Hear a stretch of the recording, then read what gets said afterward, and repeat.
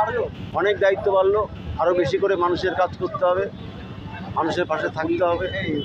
বিধান বিশ্বাসের মানুষ যখন মমতা ব্যানার্জির সঙ্গে পা মেলা তখন দমদম উত্তরবাসী যথেষ্ট উদ্দীপনায় ভেসে যায়।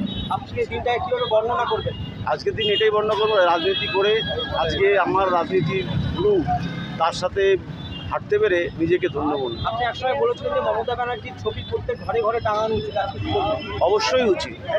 বাংলার মা, মমতাময়ী মা আজকে বাংলাকে তিনি যেভাবে রক্ষা করছে, আজকে বাইরে বহিরাগতরা বাংলায় বারবার এসে বাংলা বিচ্ছেদ করা, বাংলার প্রতি যে বঞ্চনা বারবার করার চেষ্টা করছে, এই মমতাময়ী ছাড়া এই বাংলাকে রক্ষা করা সম্ভব না।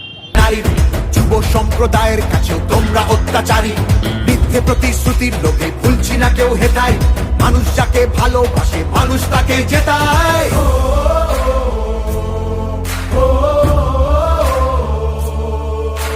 সব তোমাদের অবহেলা এই বাংলার প্রতি, মিথ্যে প্রচার মিথ্যে কথায় করছো সবার ক্ষতি।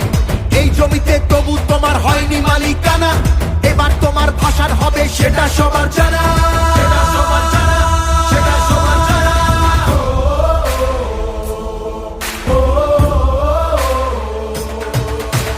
জনগণের গর্জন, বাংলা বিরোধীদের বিসর্জন, জনগণের গর্জন, বাংলা বিরোধীদের বিসর্জন। তৃণমূলী করবে অধিকার অর্জন।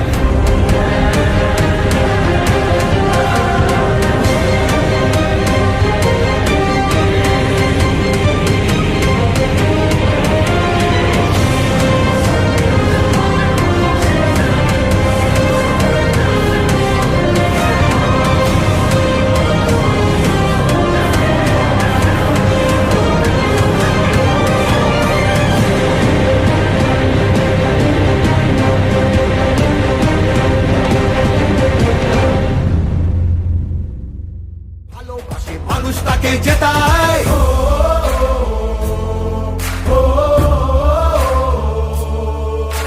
সব তোমাদের অবহেলা এই বাংলার প্রতি, মিথ্যে প্রচার মিথ্যে কথায় করছো সবার ক্ষতি। এই জমিতে তবু তোমার হয়নি মালিকানা, এবার তোমার ভাষার হবে সেটা সবার জানা, সেটা সবার জানা, সেটা সবার জানা।